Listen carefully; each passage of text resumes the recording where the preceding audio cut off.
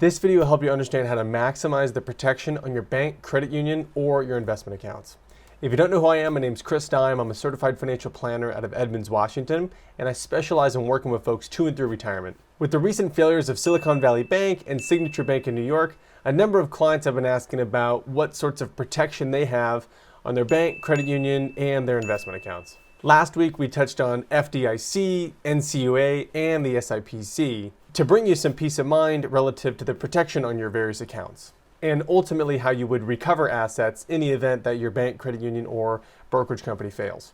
However, these various institutions only provide a certain level of coverage, and a number of our clients and business owners have deposits and investment accounts well and above those limits. So what sorts of strategies can they employ to ensure all of their various financial moving pieces are maximally protected? So that's the impetus for today's video. Let's jump in. First up, we'll start with banks and credit unions, and then we'll talk about investment accounts in a little bit. As a quick refresher, FDIC and NCUA are those federal agencies that seek to provide up to that $250,000 of coverage limit for your bank account or credit union, respectively. Specifically, they say they'll provide up to $250,000 of protection per depositor, per account ownership, per member bank or credit union. And I say member, bank, or credit union because if you recall from the last video, there are some banks and credit unions who are non-members of FDIC and NCUA, and those institutions would not have this protection.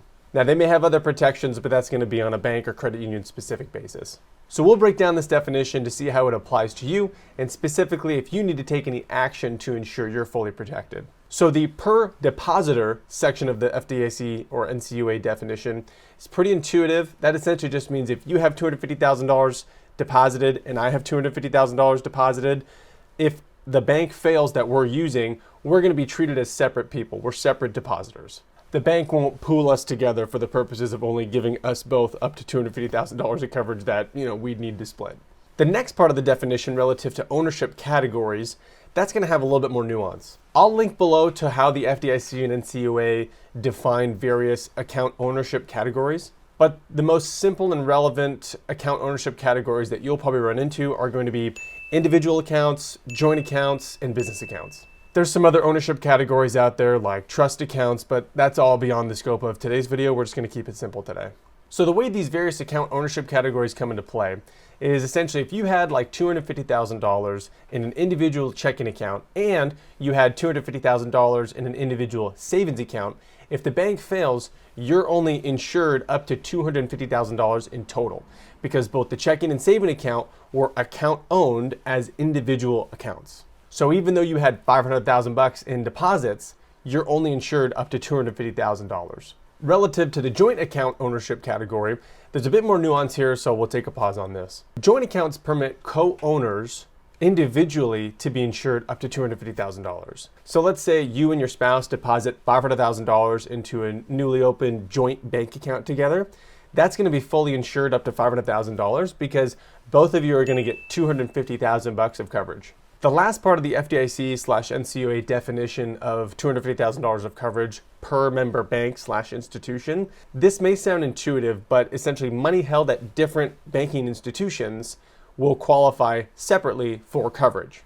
Even if it's the same depositor and same account ownership type that's owned at a different bank, since this individual is using a different banking institution, they have a whole new essentially clean slate of coverage to apply at that institution. So going back to our example, if you're an individual with $500,000 of deposits and you have an individual checking and individual savings account set up, if you move that individual savings to an individual checking or saving at a different financial institution that's a member bank or credit union, then both of your accounts have $250,000 of coverage each, and your $500,000 of total cash monies are FDIC/NCUA insured. Let's take all we've learned thus far and come up with a solution for someone with $1 million that they need to deposit somewhere. If it's an individual, the easiest solution would just be to open up 4 different individual checking accounts at 4 different member banks or credit unions. That would give $250,000 of coverage to each account, and so the total $1 million of deposits is insured. If you're married, theoretically this entire $1 million could be held at the same bank and be fully insured. You could set it up where you have an individual account, your spouse has an individual account, and then jointly you have an account worth $500,000. So $250,000, $500,000, $250,000, that full $1 million is fully insured. And while I wouldn't recommend getting married solely so that you don't have to open up multiple different bank accounts and you can just use one bank, my hunch is if you have $1 million on deposit somewhere, the chances of you finding a spouse are probably going to increase. The bottom line is there's a number of different ways that you can structure your deposits so that they are fully insured, but the point is just to be aware of these nuances and either come up with a strategy or just be mindful of the risks. Okay, so you may be thinking to yourself, hey, that's all well and good for banks and credit unions, but what about the security on my investment accounts? As we touched on in my previous video on the SIPC and how that functions, the SIPC provides protection up to $500,000 in the event that your brokerage firm fails. And as a quick caveat, once again, the individual security selection you've made inside your investment account, that is not insured by SIPC. So if you invest in something and you make a bad bet and the market goes down, that is not going to be insured by SIPC. That's purely just investment risk we all take when we invest. And again, all investments carry risk. This protection is only in the event that the firm you're investing through fails. And unlike banks and credit unions who can create leverage by way of taking your deposits and taking those same dollars and lending them out somewhere else or investing them into securities or other types of programs, brokerage companies are not allowed to do that. They must maintain two separate pools between what you've invested into, and those must be held in a separate bucket, and the brokerage firm's assets in and of itself. They are not allowed to commingle these two buckets. For example, they can't take the proceeds from your $500,000 recent, IRA rollover and use that to pay some CIO's salary for the year. Or for a more recent example, they can't take your deposits and use those to pay out artificially high returns to somebody else using those same dollars.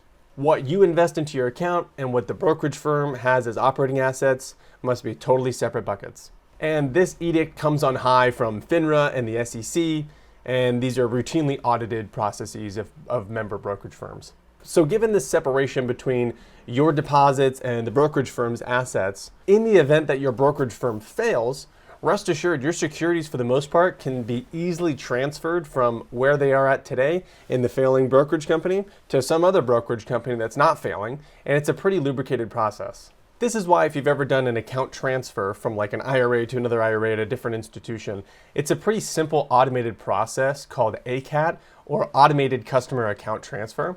And this is because the brokerage firm that shows up on your statements and things like that, those aren't the ones that actually control everything. The depository trust company is the one that handles your securities, and those are the ones that are making the transfer super simple. And while it might seem funky that the brokerage company you're using is essentially like a glorified middleman, which is why they're called brokers, it actually goes to serve and protect you. That way, you know that the firm that is, in charge of your money, if you will, the brokerage firm, if that fails, your securities are totally solvent still. Now, unless one of your securities is stock in that brokerage company, if the brokerage company is failing, probably that stock will be unsecured as well. But for the most part, your securities are still safe in the event that your brokerage firm fails. Nonetheless, you are protected in the event your brokerage firm collapses and can't find the money to pay you, up to $500,000 of total coverage, with a specification that you're only insured up to $250,000 of cash. So again, if you had $500,000 of money just sitting in cash, only $250,000 of that is insured. And opposed to account ownership categories that the FDIC and NCUA use to define how much coverage they apply and how many times over you get that $250,000 of coverage, the SIPC uses a definition of separate capacity. I'll link down below to what those categories are. They're pretty similar, and the most common ones you're going to run into are things like individual accounts, joint accounts, traditional IRAs, Roth IRAs, and then accounts for kids, UTMAs, UGMAs, etc. The only nuance I would add relative to joint accounts is as opposed to FDIC and NCUA that give you $250,000 of coverage per co-owner, according to the SIPC, jointly held accounts don't get per owner coverage. It's just total coverage in the account up to $500,000, just like any other account. So as far as best practices for maximizing SIPC coverage, yeah, theoretically you could spread out all your investments to various other brokerage companies. However, many of these brokerage firms have privately held insurance above and beyond the SIPC limits to bring clients some peace of mind. And it also means that diversifying your investment accounts among different brokerage firms is a bit unnecessary. In addition, as we discussed before, your securities aren't actually held by the brokerage firm. They're held by the depository trust company. So that's the company that would transfer your stuff if the brokerage firm fails. And so even if the brokerage firm fails, your security selection, for the most part, should remain completely unscathed. So those are some strategies you can take to maximize FDIC, NCUA, and then SIPC coverage. Obviously, there's a ton of different ways to achieve diversification in the banking and investment sector, but we're trying to keep it simple today and just cover the basics. So calls to action: if you have a bank or credit union or you have an investment account, be aware of what these limits are. And it doesn't necessarily mean you have to go run out and make a bunch of changes. Just be aware of strategies to maximize coverage, and or just be aware of the risks you're taking if you are in violation of some of those limits. Just know that your deposits and your investment accounts might not be fully secured. On the investment account side, I would just ensure that your brokerage company is an SIPC member and find out if they have some private insurance on top of normal SIPC coverage. Again, doesn't mean you have to go change anything, but it probably is smart just to be in the know. So hopefully this was helpful in sharing some of the nuance that go into FDIC, NCUA, and SIPC coverage. If you have further questions, drop them in the chat below, send me an email, we'll get you squared away. Otherwise, have an awesome rest of your week, and we'll chat with you later. Bye.